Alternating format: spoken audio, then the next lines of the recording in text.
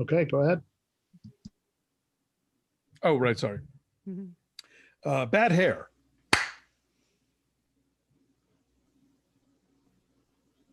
Oh, right. Yeah. Hey, everybody. Welcome to Breakfast All Day. Christy's here. Alonso's here. Matt is stealthy.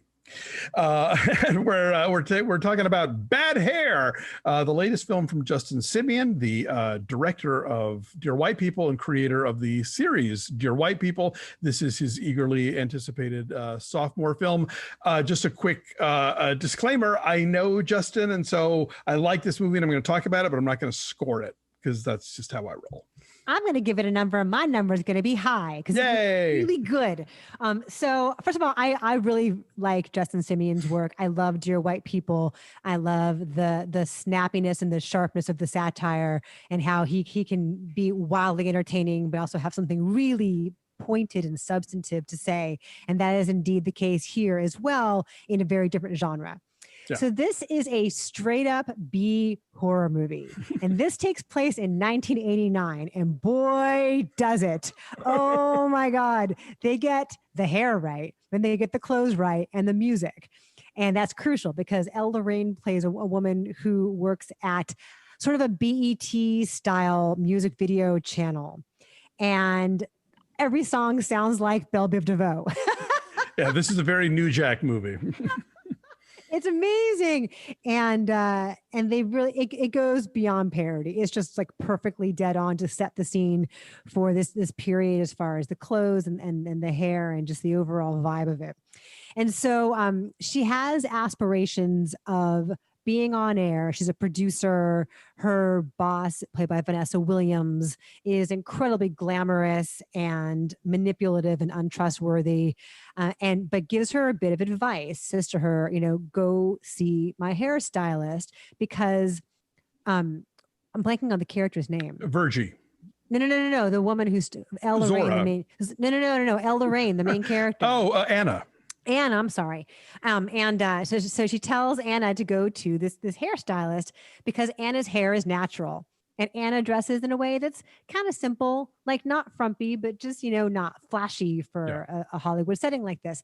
And so she goes to the salon and begs to get an appointment. And Laverne Cox, who is the celebrity stylist, agrees to take her in. And it's this place with incredibly expensive weaves. I mean, they cost a lot more now, but back then, like $450 for a beautiful weave, was a lot of money for this young woman who lives in a really crappy, it's almost like something out of like a film noir, the crappy studio apartment she has with like the sirens in the background and the neon light shining in garishly. Like it's a really hellhole that she and the canopy in front, the awning over the door. It's very 40s. Yeah. Yeah. And so she gets her hair done and she's this long, beautiful, sleek, straight hair. And all of a sudden, everything changes.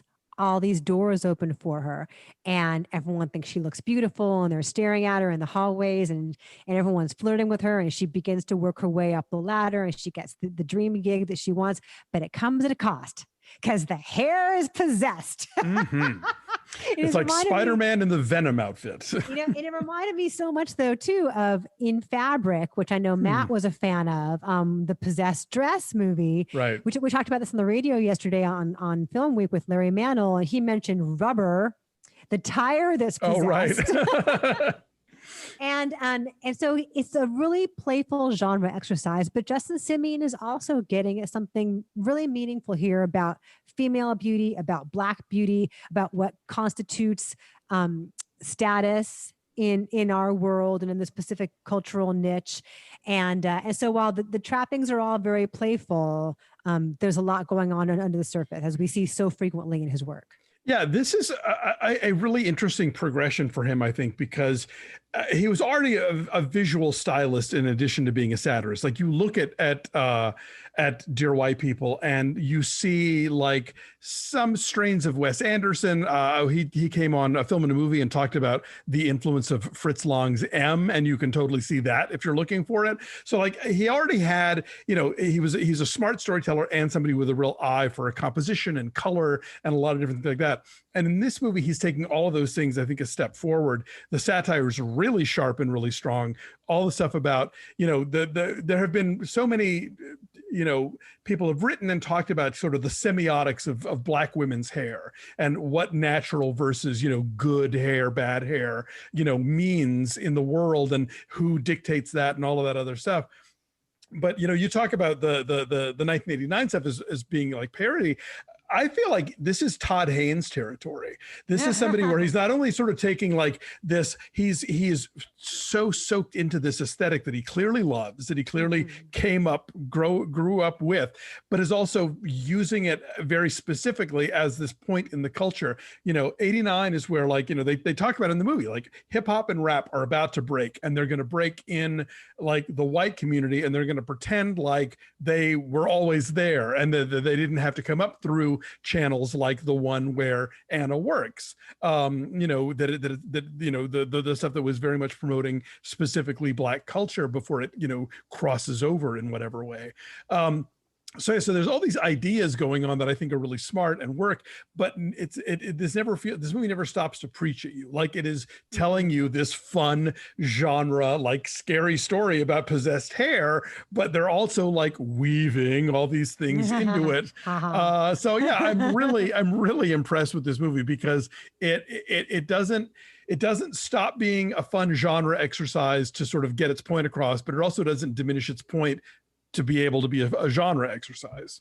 It's a really great cast too. So Elle Lorraine is very, very good at the center of this, and you really go on this journey with her, and you believe that she would. I mean, who wouldn't buy into this? Who wouldn't want that kind of instant success? You see that she's struggling financially, and there's no judgment of her for making these decisions. I don't think. Right.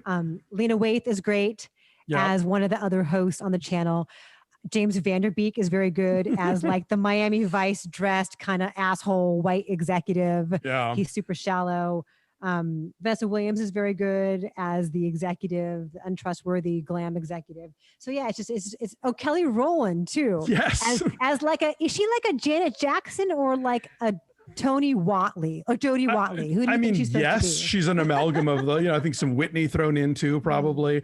You know, they're great. Usher, you know, pops up. You have people Blair Underwood. You have folks from the Dear White People universe, you know, some performers that I know from that show, like Duran Horton.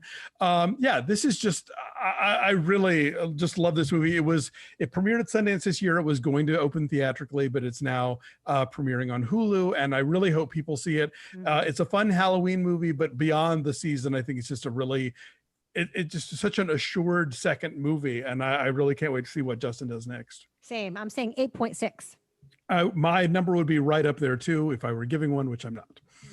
Okay. So go check it out. Bad Hair. It might make a cool double feature with Chris Rock's documentary Good Hair. There you go. But Bad Hair is on Hulu. It is indeed. So thanks for watching. Like this video, subscribe to our YouTube channel, follow us at BeFastAllDay on Twitter, Instagram, and Facebook, and do visit our Patreon page at patreon.com/BeFastAllDay. Wrapping up our recaps of Lovecraft and The Vow. We've got The Mandalorian coming up, and next week we'll be talking about a classic horror film that our subscribers chose for us to pick. So get onto that action. Join our Patreon, subscribe if you already have. Thanks. Have a good week, everybody. We'll see y'all next time. Bye.